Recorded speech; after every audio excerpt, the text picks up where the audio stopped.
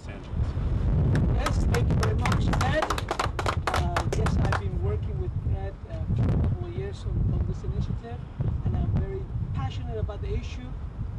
You perhaps better understand this if I tell you that I was born in Cuba and that my wife is also foreign born. She was born in Denmark. We're an immigrant family. Our circle of friends are immigrants. Our co-workers are immigrants. So this touches me very closely. As Ted said, I am a candidate for the 30th Congressional District. I will be running against Henry Waxman, who's been in office for 31 years. Under his service in Congress, we have seen illegal immigration after the amnesty go from 3 million down to 0, up to 22 million people. And in California, we're facing ruin today due to illegal immigration. The initiative touches upon two issues which we'll cover at the end of this presentation during the question and answer period, but one of them has to do with the birth certificate and the other one has to do with public benefits. So I will quote to you some of the things that the initiative covers that you can also find on the web page, which is taxpayerrevolution.org. Now, in relation to public benefits, California is merely following federal law by ending all public benefits to those who are here unlawfully. Congress passed this legislation in 1996, but at the same time it gave states the ability to grant those benefits if they so wish. The language used in this initiative is from the Oklahoma law, which has been upheld in federal courts. Therefore, we are on solid grounds with how we're ending these benefits, and we will survive any challenge. The benefit with the most savings is the non-emergency medical. Some of the illegal aliens do have money to pay for their own health insurance. Instead, they choose to send their money out of the country in remittances. Illegal aliens send as much as $60 million to their home countries annually. Granting prenatal care to illegal immigrants has attracted teenage pregnancy characteristics of underdeveloped countries. When California started prenatal care for illegal immigrants in 1988, the teenage birth rate was below the national average. By 1992, only 4 years later, the teenage birth rate was twice the national average and the highest of any state. Today, CNN cited that 53% of Latinas will become pregnant before age 20. With that statistic comes a soaring school dropout rate, welfare dependency, fatherless homes, more gang members, and more chance of the offspring being incarcerated, all of which is passed from one generation to the next. If the birthing habits are not changed in the United States and California, we will follow in the footsteps of a third world nation. The Department of Finance has not yet concluded their analysis, but estimates indicate that ending public benefits to those here illegally will save taxpayers at least $2 billion annually. So we are confident that we stand on solid ground and that we will meet any legal challenge.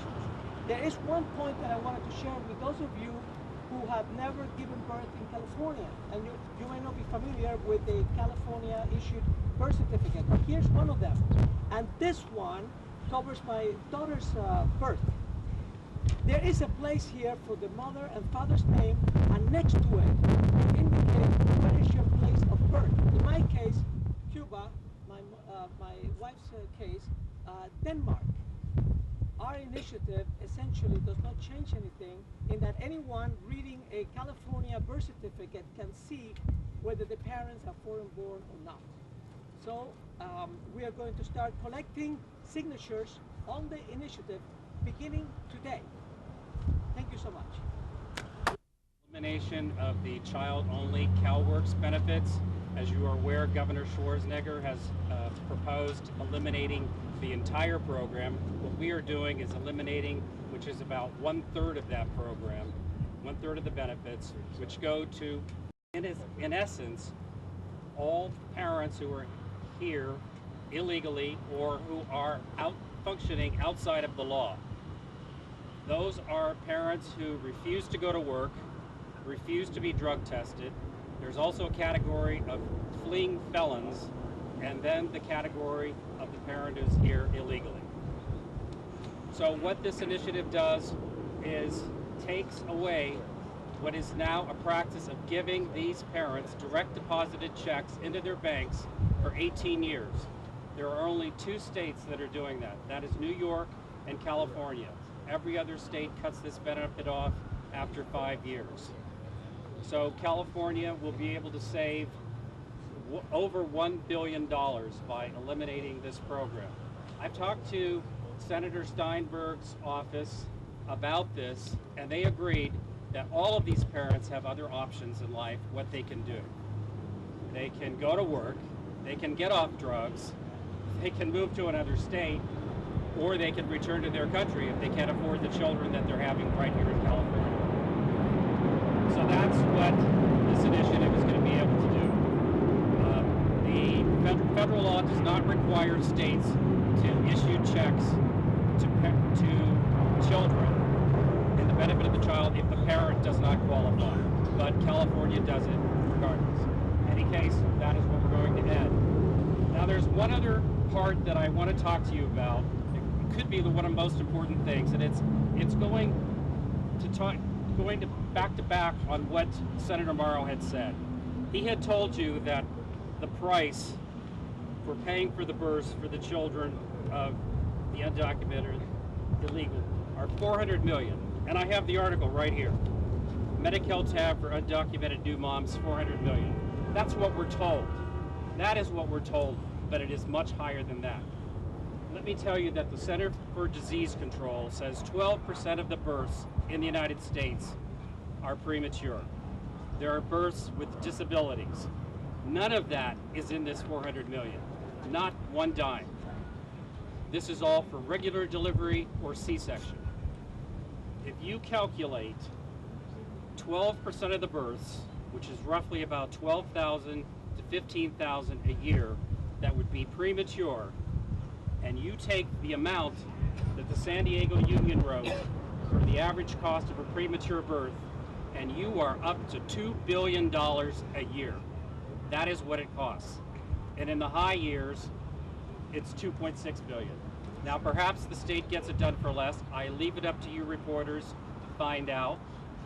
Even if it's half the price, we're still talking $1 billion or more than $1 billion.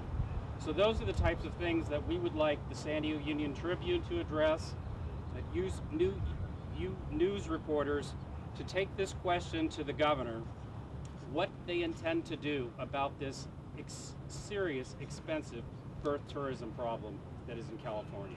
It's time to address it. The costs are in the billions. They are not in the hundreds of millions. Thank you very much.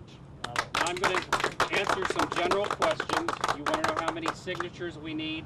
The official amount is 433,000, but for safety, you want to get 600,000. We have over 8,000 donors to this campaign already. We've been fundraising for a year. We've raised 350,000, and we intend to raise double that in the next few months. We've got some terrific supporters, multiple donors, high donors. That's what we're working with. We've got some terrific grassroots supports from grassroots immigration, population organizations that are coming to the table that want to go get signatures. The professionals have estimated that from the type of direct mail program that we've been operating for over a year, that we will receive over half of the required signatures just through the direct mail program. So those are some of the questions that you have, and I welcome you to continue and ask others if you have them.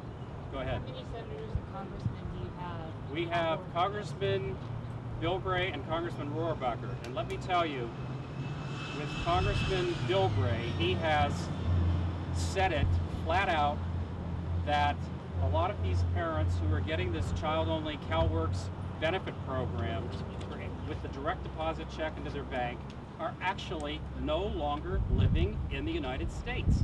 There is someone else collecting that money, and they have left.